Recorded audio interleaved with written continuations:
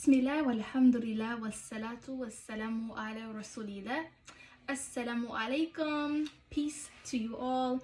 Just wanted to hop on to give you a bit of a reflection of how Ramadan is going. So today is the 15th day of Ramadan, and honestly it's been such a peaceful, high energetic month for me. Every single day I wake up and I feel really good.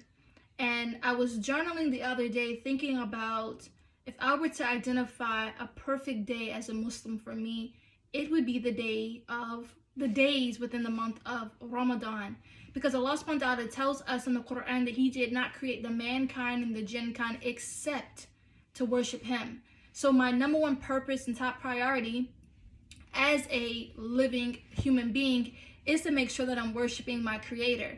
And that doesn't mean that I have to box that worship into ritualistic acts of worship like fasting, prayer, and things of that nature, but I can incorporate even in my non-religious, so to speak, facets of life with the intention of worshiping the Creator. So treating people right, eating healthy, pure foods, removing distractions or things that can harm people from the road, things of that nature. Having the right intention to do it for the pleasure of my Creator is in fact worship. How I am as a wife, how I am as a mother, how I am as a daughter, a granddaughter, sister, aunt, etc. And what I notice about Ramadan is that there's a bit of ease in removing distractions, not wasting so much time, not using my eyes and my ears to see and hear things that are displeasing to my Creator. And I literally wake up in the morning and go to bed at night having worshipped my Creator. And I think another contribution to me feeling this high is that I'm back in the masjid. The masjid is a cornerstone of the Muslim ummah, the Muslim society. It's where we pray, it's where we learn, it's where we have meetings, it's where we have weddings, and it's also we have janazas, funerals. And so because COVID has stalled many of us from being able to go to the masjid, to gather together, to worship closely together, and still there's COVID out there, this Ramadan I'm able to go to the masjid and I'm able to learn something about my religion, learn something about my Creator, and build a connection with my religion. And then I'm also able to meet other women, something that I've been craving since moving to a new state. And not only meet new women, but to worship alongside them, to break my fast with them and to eat with them and to just enjoy the experience of Ramadan, not by myself, but with other believing people. And I cannot give you an example of anything that's closely related to it because I came from Christianity and I can't even find a correlation to tell the Christians how good it feels. They would just have to experience it themselves.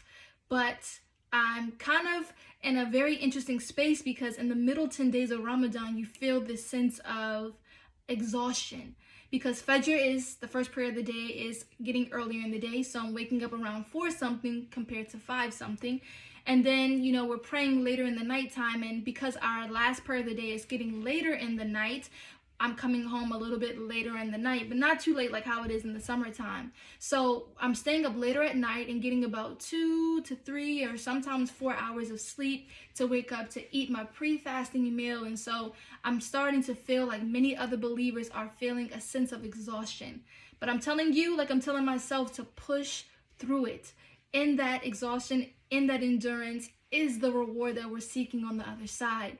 And so for you believers that are participating in Ramadan, whether you're fasting or not fasting and you know what you're supposed to do if you're not able to fast, remember that this is a month of mercy. This is a month of rejuvenation. This is the month to really rectify your nafs, rectify your soul, get closer to Allah subhanahu wa ta'ala. He's given us a head start by locking the hellfire, locking up the shayateen, open up the gates of the paradise. And so I ask Allah to give you what you seek from Him in this blessed month, and even outside of this blessed month, to give you the opportunity to continue to work towards rectifying your soul, to have that self-reproaching soul that turns into that tranquil soul that's mentioned in Surah Al-Fajr.